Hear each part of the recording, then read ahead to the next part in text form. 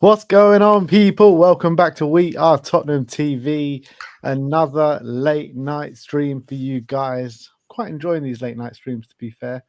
And this evening, we've actually got quite a bit to talk about. Paul O'Keefe has been on Last Word on Spurs. We've got some other bits and pieces as well. So, yeah, shall we get straight into it? Let's do it. Let's do it. People are hungry for the news. Don't want to hear us rattling on. Well, first and foremost, you know where we're going to start, and that is going to be Mr. Thomas Frank, because Paul O'Keefe did say on the podcast today that Frank has agreed personal terms with Tottenham to be Tottenham manager. Obviously, a deal is expected to be finalised next week.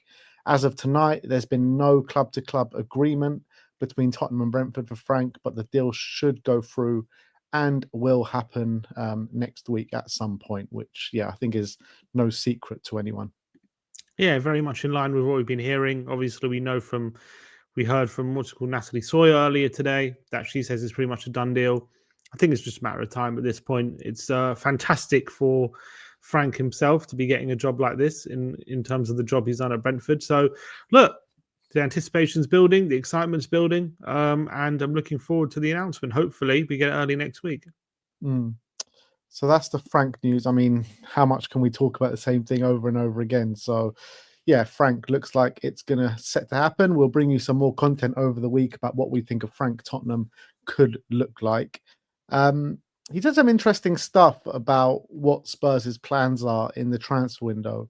He said there were kind of like we're on to like phase two, or I don't want to call it phase two. I'll call it like stage two, because the phases don't wash with me. But in stage one, it was all about getting the young players on long contracts, securing the future of the football club, so to speak.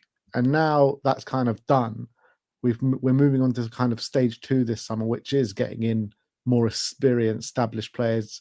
And he says if he was to guess, the kind of age bracket of players that we're going to bring in this window are going to be between the ages of like 23 and 27, which is music to my ears, to be fair. Yeah, I mean, he said he's guessing, so it's hard to really know if that's the truth. But hopefully that's true. I think that's what we want. This is what we've been calling for: players in their prime, ready to step in, who've got a bit of experience within the game and are ready to kind of take us on. But obviously, he said if he was to guess, so it's hard to say that's the official policy of Tottenham. Yeah, he did follow on with that, saying, "You just never know with Tottenham." Which is absolutely correct. And Yeah. we have heard, a lot of rumors have been recently with Dibling, Froholt, Hayden Hackney, a lot of younger players. So hopefully we do get the likes of Eze and Mbuemo, these kind of people who are in their prime and we know are massive upgrades than what we currently have within the team. So I think that's what Tottenham fans want. I think that's what the squad needs, because we don't really have too many players in that sweet spot, do we? Really, when you think about it, in the squad, it's kind of like we've got players in like their late 20s, and we've got players like in their like very early 20s or teens. But like players like 23 to 27, how many do we actually have in our starting 11? Porro, Romero. Got Brennan's just turned 24, I guess. Yeah, Brennan, Maddison, Solanke. Maddison, yeah, but he's 28 now, 28, 29. Yeah. Solanke's 27, 28, maybe 27. Like a lot of them, not many. Bentancur 28. Some either like nearing to 30 or in the teenager to early 20s bracket. Yeah. So it's time to get some in this window. That's what it's going to be all about, and that's the kind of prime age you want them at. Going into their prime and already having a lot of experience behind their belt. But also, they're the most expensive, of course. So that's the problem, isn't it? They're the ones that cost the most money. That's exactly the problem, because the update I'm going to bring you next is on Eberechi Eze. And Paul O'Keefe says that the board would like to do that deal. He's a player that's been on their radar for some time. However, it's just the funds that are holding it back. Surprise, surprise. I mean, he said in his update that he said that whether a move for Mbuemo would affect that, he doesn't know. But I just get a feeling with Frank coming in now, with his ability to first of all improve players, get the most out of the squad. All that's what he's coming in for, essentially, because that's what he did at Brentford. I don't know if he's going to be like, I need a £50 million signing here. I need a £60 million signing here. I need all these signings. I don't know. I don't know if we're going to have a massive summer based on like just because of the manager he is. I don't know how demanding he's going to be. Like, is he going to be like, I'll just work with whatever I get kind of thing? Whereas I think we know the reason I'm saying that is I think with Ange, I think we know, given the type of football he wanted to play, that it needed, like seriously needed more quality, like in this squad. That was like, so we needed like 40, 50, 60 million pound signings as a must. Whereas with Frank coming in, and because his modus operandi is I can work under, I overperform the budget, right? That's like what he does. Is he gonna not demand that serious quality upgrade that maybe the squad needs?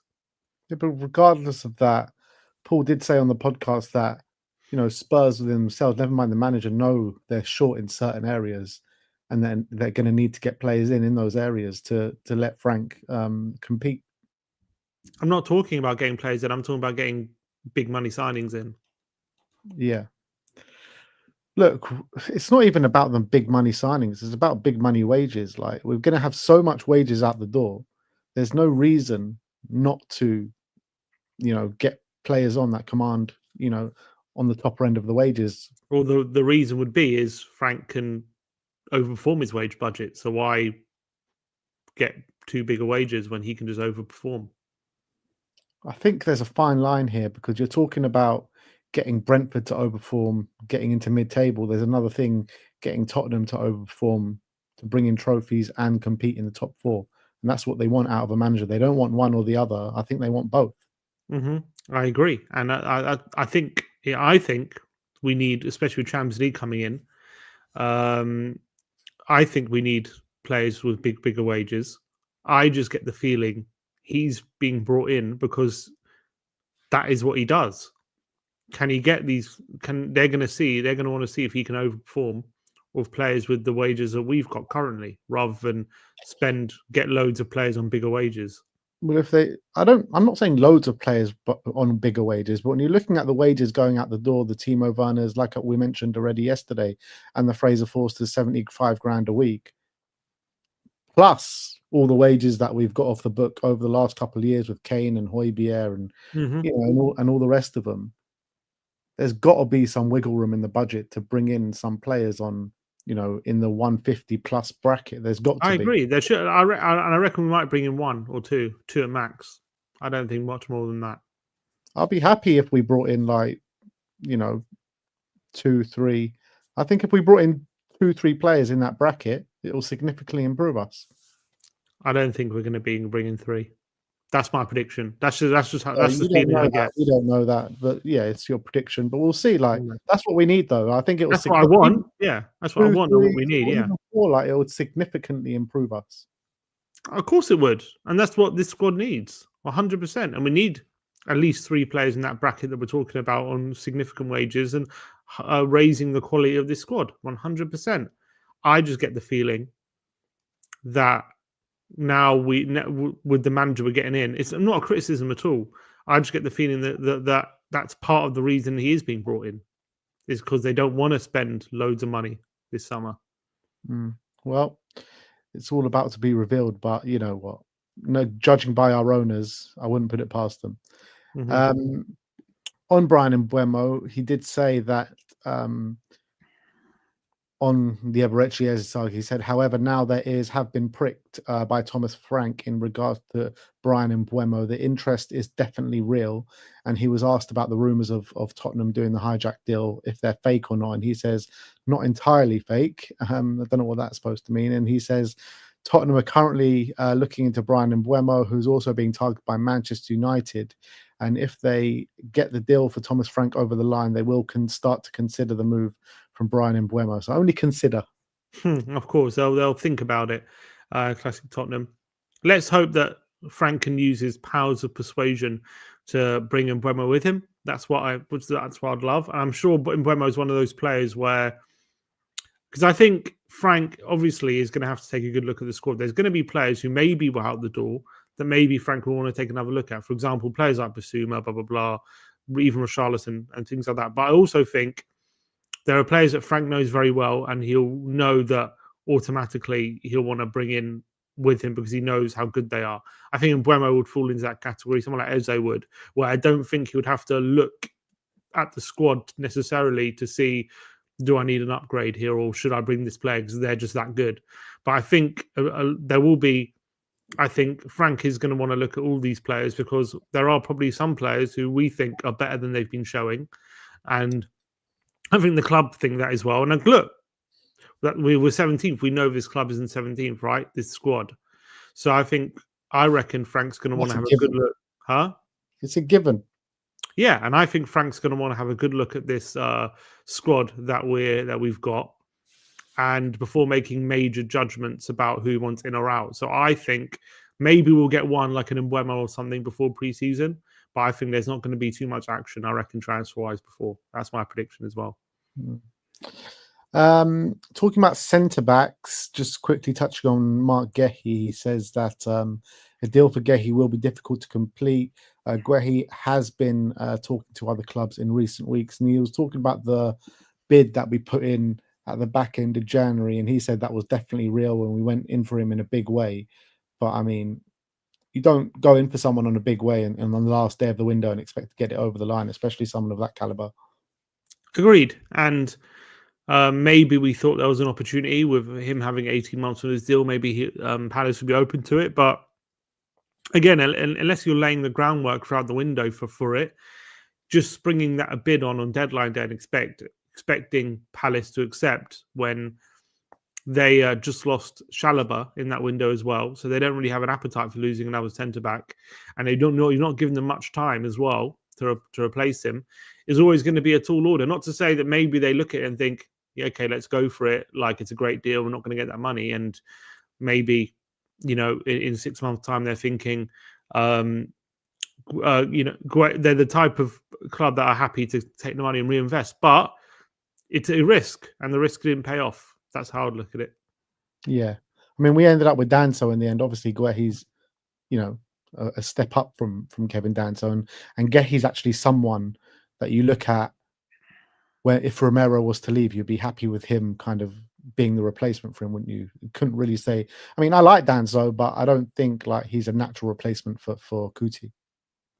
Danso's good, don't get me wrong. I like him, but from what I've seen, the evidence I've seen from him in the 6 months he's played, and also from what I've seen from him at international level, he's clearly a good level defender. Is he, if he was to start every week, is he a Champions League level defender? Is he a defender good enough for that level consistently to be like one of the good defenders at that level? I've got my doubts. I think he's more of a Europa League level defender, to be honest, than a Champions League level defender. That's what I've seen from him, to be honest. I think he's got a lot of work to do with his ability to play out the back. Very physical, really good in the air, but I think for me, I like him. But as I say, he's not one of the top centre-backs or anything like that in the league or anything. Maybe some consistent starts with maybe Van der Ven next to him. He can show a better side to him, and we'll have to wait and see. But I'm just basing what I've seen. Well. Yeah, and a different playing style. And I think Frank will suit him, actually. But I'm just basing it off what I've seen. I don't see him at the moment as a starting level Champions League defender. That's not what I've seen at the moment. Simon Jones is reporting that Spurs are expected to formalise their interest in Jared Branthwaite next week, which is very interesting. And I'll kind of tie it in with the Ben Davies update as well, because he also says that Wrexham still want Ben Davies despite his contract being extended. Spurs may allow him to leave even after extending his contract, and it would likely take a modest fee to sign him. Spurs' willingness to let Davies leave could depend on whether they are successful in their attempts to sign Jared Branthwaite. I mean, first of all, Everton are going to drive a really hard bargain for someone like Jared Branthwaite, one of their own, just got new owners in. They're about to move into their new stadium this year. I mean, he's going to cost big money. Big They already money. rejected 70 million, didn't they, last summer or something like that? Yeah, exactly. That's what I'm saying, yeah. So I can see the Ben Davies thing. I can see him if a bid comes in. I can see us accepting it, but I just can't see us agreeing a fee with Everton for Branthwaite. Yeah, no, I can't. But it is interesting. Look, if this is all true, it's gonna take on face value. It might just be speculation, but if it is true that we're looking at Branthwaite and we're only going to allow Davies to leave if we get him, then to me there should be no excuse for not signing someone in that position and allowing Davies to leave. If you know what I mean. If Whether it be that's him or an Ndika or someone. anyone, exactly, that's my point. Like we should be getting someone in that position. If we feel that we need an upgrade there, and we're looking at someone like Branthwaite, who we know would be a massive upgrade on Davies and a really good addition to our backline, then we should be doing it regardless of whether we get Branthwaite or not. I understand what it's saying, like if we somehow fail with all our targets and we have left with no one, we will have to keep Davies. And okay, fair enough, but I don't see that as an excuse. We should be getting someone in that position, and I think Davies should be moved on by the end of the window. That would be what the best course of action would be, in my opinion. That should be what an upgrade should be looking like if we're serious about next season. That, in my opinion. The reality is, Sim, though, like, shouldn't that be the case regardless if Ben Davies goes or not? Because, like, how much is he realistically going to play first and foremost if we are going to go with that back four? And second of all, like, the guy's in his last year of his contract. He's doing his A badges. So, I mean, just having him around and, you know, he might want to just, you know, not be part of the coaching team, but kind of learn some coaching stuff on the ropes as well. So he might not even play. He might just be in and around for what he used to keep Ben Mee around for, essentially. What as a I don't understand. So we're saying we're keeping Ben Davies around, Like not a to learning role, like someone that's good to have behind the scenes. He's been here for a long time. He's you know, just his leadership skills behind the scenes, basically. I mean, if Ben Davies is happy to do that and not play, then fine. But if we got a tough decision when it comes to squad size and things like that, then he should be he should realise that there's a good chance he might be left out. I don't think he's under any illusions of what his future looks like at this football club, even with the extension of the year. I really don't. Of course, he knows he's not number one, but I'm assuming if he's staying, he will expect to be under consideration for selection and not as part of the coaching staff. He's 32. He's not exactly. I'm all 30. Was he 33? I don't, unless he's ready to retire already. I don't like. Is he? Is that where he's at? You know, I mean, I know we talked about Milan a few weeks ago, but this report is saying like Wrexham. So I mean, if he's going to be joining Wrexham and he's going to accept a deal for Wrexham, surely he's going to know where he stands at Tottenham. Right. I don't understand. So you're saying we should keep him around regardless? I'm not saying we should. I'm saying if we can't agree a deal for him to go somewhere else, that still shouldn't stop us going for a left centre back. Oh, I agree. I agree with that completely. And I'm just saying that's the report. The report says that we're only going to let him go if we do get one in, but I agree. I think, well, the report says we're going to go for one first. So hopefully that Davies staying whatever doesn't change any of those plans. But like I said, like I'm happy. I really like Ben Davies. He's been such a good servant for the club, and I think it should be just solely up to him whether he leaves or not. But regardless of that, we should still bring in a left centre back. Agreed. I've got no problem with him staying, but I just don't want to. I don't want to come to the near the end of the window or whatever, and we haven't got a left centre back in, and we're saying, "Oh, we're waiting to sell Ben Davies before we get one in." 100%. How many times have you been in those scenarios?